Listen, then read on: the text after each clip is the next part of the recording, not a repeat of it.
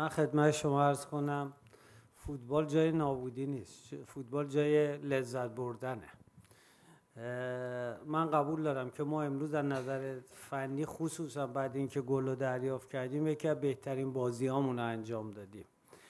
اوایل بازی بچهای ما اعتماد به نفس رو نداشتن، شاید به خاطر نتایجی بود که ژاپن قبل این تورنمنت به دست آورد، ولی بعد اینکه گل خوردیم مخصوصا نیمه دوم ما یه سری تذکرات فنی دادیم که سه تا هافک مرکزیشون اگر بازی خارج کنی و جلو پرس کنین ما میتونیم حتی تو 90 دقیقه بازی رو ببریم که خدا رو شاکریم که این اتفاق مهم افتاد. و ژاپن همیشه برای همه قابل احترام، فوتبال خیلی خوبی رو بازی میکنه و یا لژیونرهایی که تو اروپا داره نشون داده که تیم بزرگه، ولی امروز ما از ژاپن خیلی بهتر بازی کردیم. مربیشون هم که از دوستای خوب منه، تو همین 3-4 ماه پیش تو اجلاس فیفا اتفاقا صندلیامون هم کنار هم بود. انسان بسیار با شخصیتیه، اونم فوتبال نگاه عاشقی دوست داره. ما وقتی به صورت مترجم با هم صحبت کردیم دیدیم که چه انسان بزرگیه و چه افکار بزرگی داره.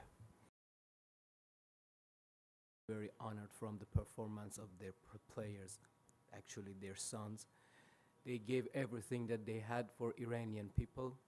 I'm very happy. I think this result.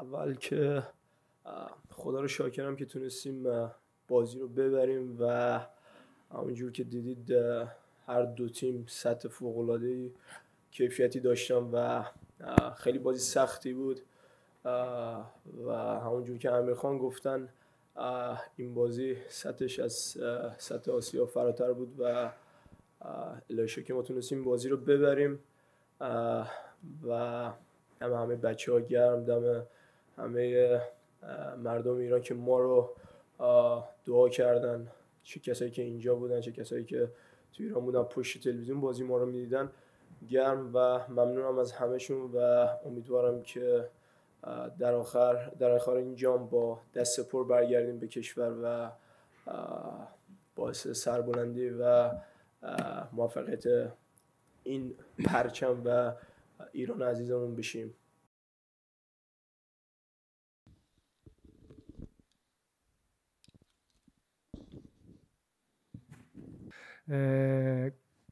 ここまで、5試合を、このアジアカップで戦うことができて、毎試合失点をしてしまっていたという部分では、クリーンシートで終えられた、試合もありますし、